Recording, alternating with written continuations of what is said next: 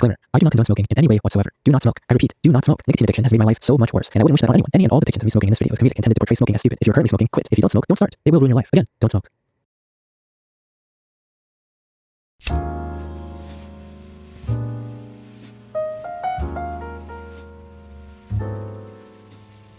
Oh, hey, didn't see you there.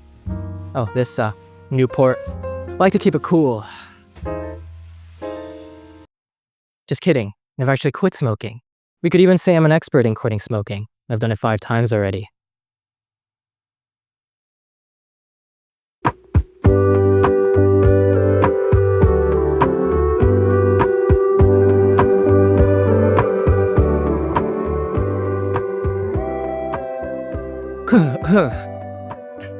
Somebody dropped a cig there. Crazy. I'm just doing my part for the environment. Me and nicotine go way back. Well, not that far back actually. Like millions of others, I started vaping in high school. It must have diffused into my system from the bathroom air. Later, when I visited Europe, I couldn't find any vapes. They were only selling cigarettes and this weird looking thing, so I figured when in Rome and bought a pack of cigs. And curiously, I discovered that the packs look a little different there. Oh, thankfully I don't speak French and neither should you, so who knows what they were trying to tell me. From then on, whenever I couldn't find vapes, I'd buy some cigs, which eventually became its own habit. And just like that, I became a chain smoker for the next 5 years. Thankfully, I've quit. This was just for the bit, so... Look, I don't buy them anymore, and though I may fold and bum a cig from someone when I'm drunk, that's pretty rare. I don't go outside much, and also drinking makes me pink and gives me a headache. So there's at least one vice I don't have.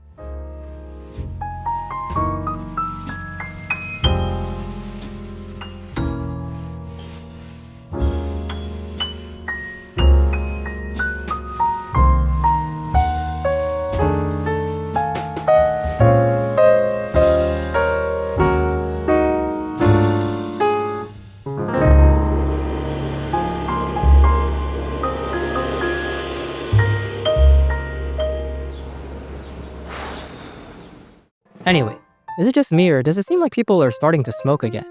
The data says no, smoking has decreased significantly over the past 2 decades. But then why does it feel like I still see it pretty often? I think this post is pretty insightful. One possible explanation is a sort of sampling bias. For one, drinking is often paired with smoking. But also, some of the people you see smoking may be doing it in part because they're being seen. Parties aren't exactly known for genuine behavior, and neither is social media. So maybe some people perform smoking more than they actually smoke, and they're more likely to smoke when they're being seen, thus a sampling bias. The thing is, besides being a stick of cancer, a cigarette can function as an accessory.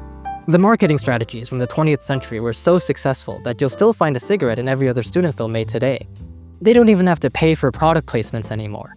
By now the image has been solidified. A cigarette is cool, edgy, perhaps even sensual. They carry a certain aesthetic that alternatives can't offer, and people are well aware of that. It can be part of a certain look or vibe. You may find a Marlboro fastened between the bejeweled fingers of a Bushwick man or Silver Lake manipulator, combined with a crop tee, baggy pants, half-sleeve Birks, and a carabiner to harmoniously create a giant red flag that you'll probably ignore. Or maybe it's a part of a blue-collar cosplay, or a cowboy look, or a wife look, or a dark academia look, or an indie sleaze look, or whatever. And some may call this being a poser. A true addict will gatekeep a fake addict from their prestigious addiction club. You don't really smoke like that, you're barely even inhaling. That's just a prop, loser. Which is funny, because it's a pretty costly performance, both on your wallet and your health. Is a cancer really worth the aura? I feel like it could only be in the 21st century that someone can be accused of faking an addiction for attention, and that accusation possibly being correct.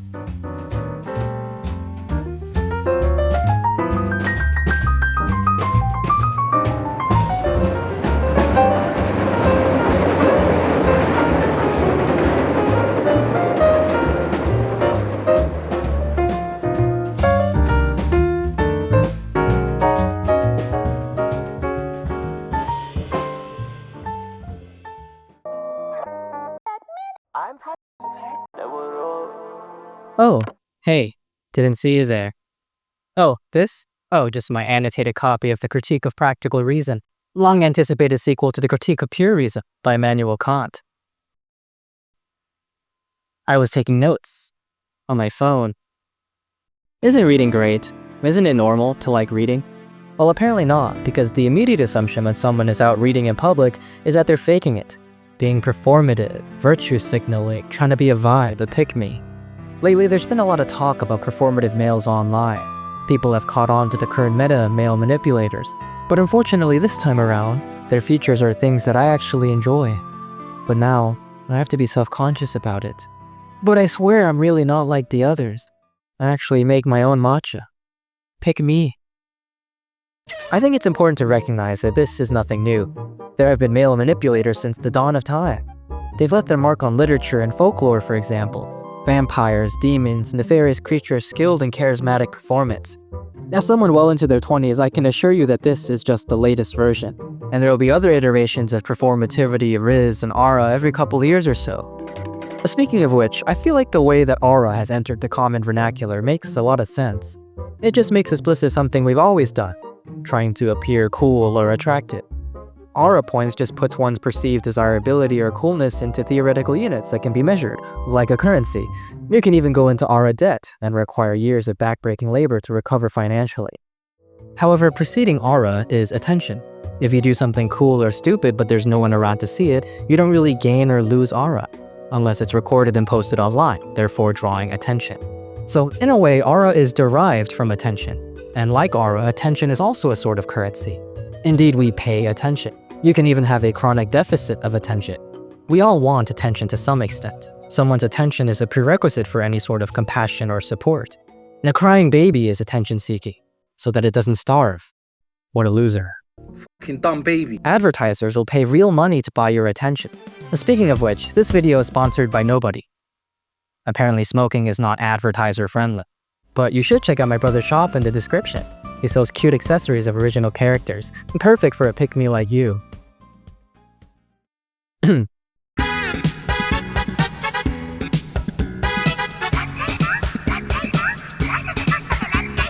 Anyways, your attention is extremely valuable.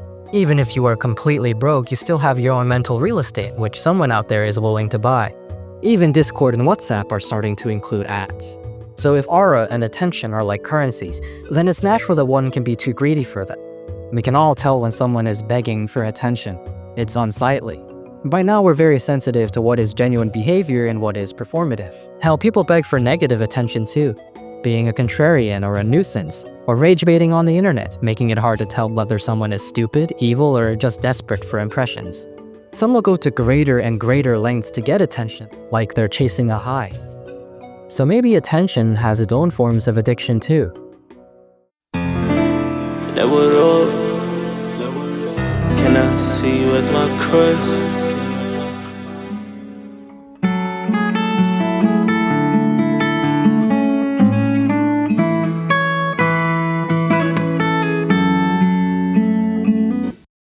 Oh, hi.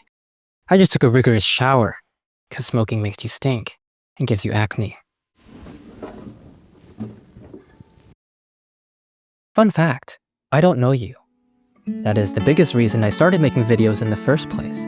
You see, in real life I'm pretty quiet, some would say shy or perhaps Sigma. Inside me there are two wolves. Their names are social anxiety and attention seeking, and they're making out. Back then, although I was debilitatingly afraid of being lame in person, I didn't really feel that way online. I felt like I could talk and be weird and be heard without really getting worried. Sort of like how it's easier to spill your heart out to a stranger on the subway than to someone you actually know. And so I made video after video and basked in this ever-growing source of risk-free attention. And though I could still get insecure, that all stayed online. Well, at least that was the case, but it turns out that once you build a sizable audience, there's a good chance that someone in real life will recognize you, especially on a college campus or major city. Not to brag or anything, but I've taken my fair share of selfies with people. I've also had my picture taken in secret. People have also found my phone number. Some also investigated and shared private details about my personal life. And they've also spread many rumors. Again, not to brag or anything, but I only had a handful of mental breakdowns over the inescapable feeling of being seen. And I only cope by chain smoking on even-numbered days, and weekends, and national holidays. My point is, you can in fact get too much attention. Attention can be a bad thing. You've probably experienced this yourself, been stared at without wanting to be, or caught in an embarrassing moment. Or perhaps you've been gossiped about, and at times even wanted to be invisible entirely. So, that whole experience of mild YouTube success really made me develop an aversion to being seen. I stopped going outside, I stopped using social media. Social anxiety and attention-seeking had a painful separation. But now it's been a good 4 years since I've had an internet presence, which is a surefire way to no longer be relevant to people, so perhaps my tolerance for attention has gone up again. Social anxiety and attention-seeking had a tearful reunion. I'm really dragging this out. I'm gonna stop with the wolf stuff now. But my point is, I'm back to making content.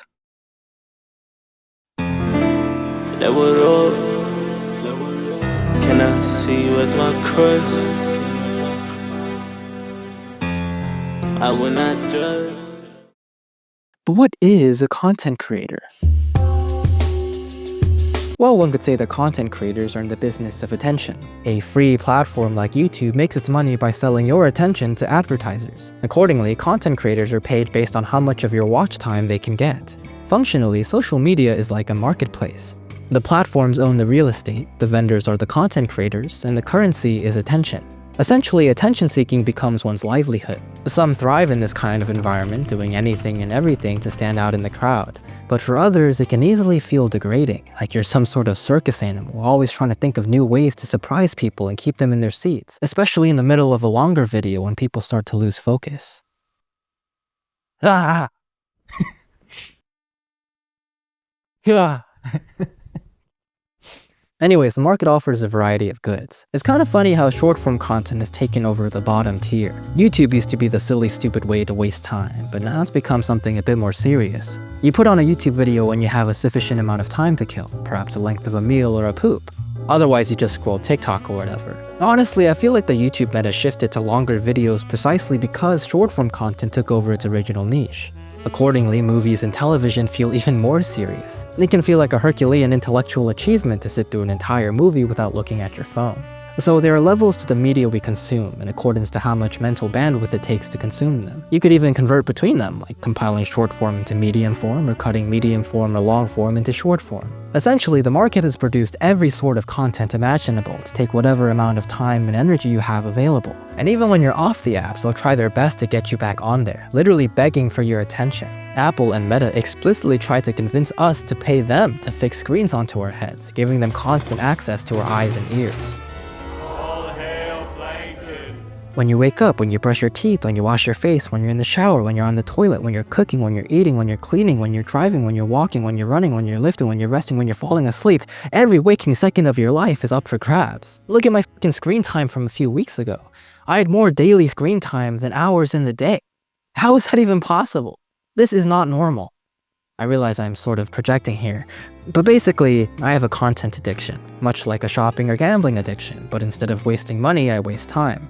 But believe me, if I had money, I'd waste that too. I'm sure we've all fallen into a hypnosis of doom scrolling before, barely sentient, stun-locked as we repeatedly take psychic damage, brain rotting. It can be incredibly difficult to break away and stay away from the feed. Try taking an iPad away from a toddler and see how they react. You do it without thinking. You feel restless without it. You constantly make excuses to get just a little bit more. Literally tweaking. And physiologically speaking, it's not so different from other addictions. And this is coming from a nicotine addict. Hey, yo, could I bum one? Oh, yeah, sure, man. Thanks, bro. Yeah, of course. Or, do you have a scroll? Oh. Thanks, bro. Yeah. Thanks, man. Yeah. Screen addiction is very real and it can genuinely ruin your life. And this was all by design. Addiction is a great business model after all. It's an infinite money glitch, hence it is taxed so highly for cigarettes and gambling. For media companies, addiction means returning customers, more watch time, more data, more ads, and more money. And so they made using their services as frictionless as possible, as easy as breathing. You can go from relatively lucid and sentient to completely subdued by a highly personalized feed in a matter of seconds with about 2 thumb gestures. This all happened so quickly and so quietly that we did practically nothing to stop it, and legislation has yet to catch up. It's like if someone put a cigarette in your mouth and lit it. Is it entirely your fault if you inhale and get addicted? Again, your time is truly valuable, and these corporations are constantly trying to take it from you. And you should be mindful of that. You could spend your time on your phone, but you could also spend it on literally any other hobby. Hell, you could even go outside. look at some birds, talk to your friends. You could even read a book, or just pretend to. At least you're outside. I deleted Instagram last month, and it is truly remarkable how much time I have now. I've been able to rekindle old hobbies like reading, writing, and drawing, and strengthen friendships that I've been neglecting. And I was even able to make this YouTube video after 4 months of procrastinating. It turns out that you can do a whole lot when you add literal hours back into your day. It can be incredibly difficult to pull yourself away from constant consumption. This was all designed to be addictive after all. But if you do, I think you'll find that there's so much more life in sobriety.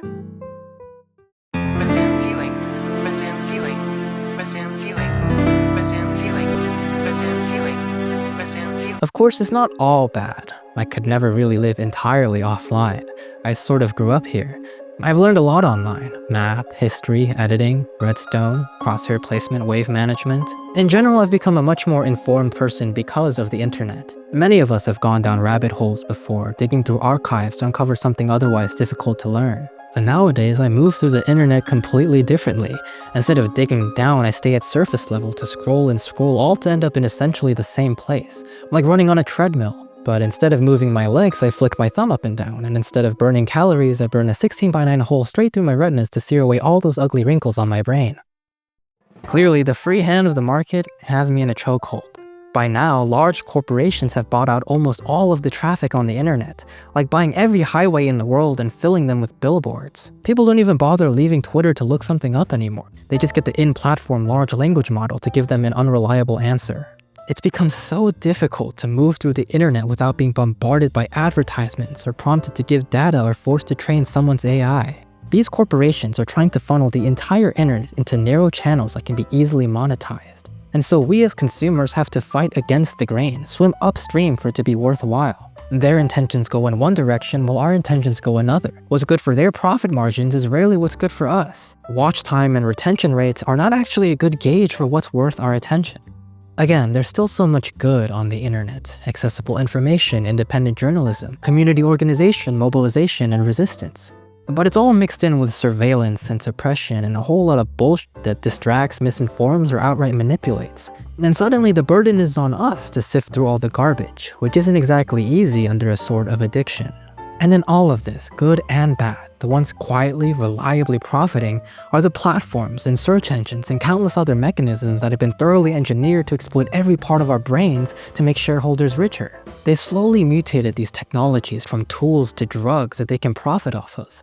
But unlike physical drugs, they're not even cool.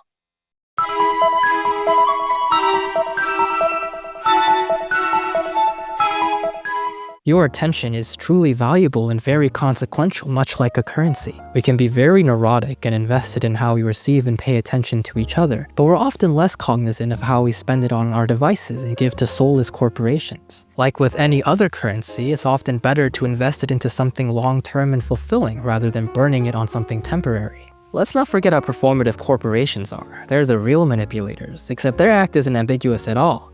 They're companies, and they exist to make money.